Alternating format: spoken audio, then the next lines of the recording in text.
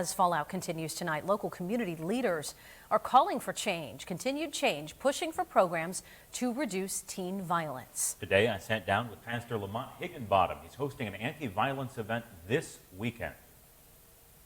Pastor, let's start with this. You had a son in the building yesterday as the shooting happened. What went through your mind?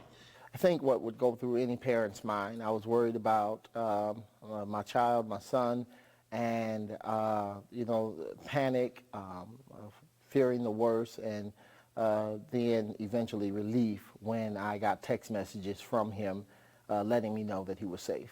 For years, you've been an advocate of reducing teen violence. It's something you've worked on now for the better part of a decade. Mm-hmm. What more can be done soon in our community? Well, I think we have to continue to bring social services together like we're doing this Sunday at 5 o'clock at the Second Baptist Church. What the African American Concerned Clergy has done is put together a concert, something that will draw people to one place where social services are there, like the Pardon Project, like Career Links, like Careers and Dreams. Community Health Net will be providing some behavioral counseling services and information on how to get that because it's needed. That's something we hear so much, the idea of violence and poverty going hand in hand.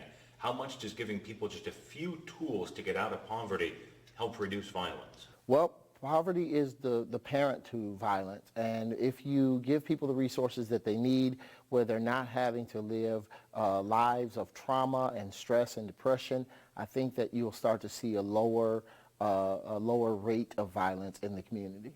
Where's your level of concern right now? We've seen an increase in violence even over the winter months. Once the weather gets warmer, you always see a spike. How concerned are you? I'm very concerned about the summertime, and that's why we're being very proactive.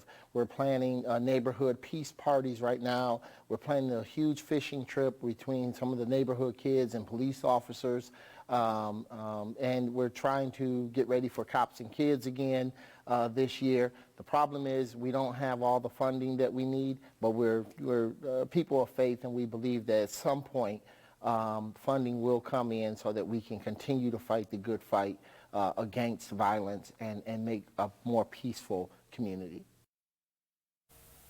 And Eva, that's something we saw Pastor Higginbottom launch months ago, this Silence the Violence idea, because he saw what was coming. He'd seen the growing trend in teen violence. Even he was stunned when it ended up in a school. The question is now, what do you do to make sure that never, ever happens again? Well, he's making some moves again starting this weekend.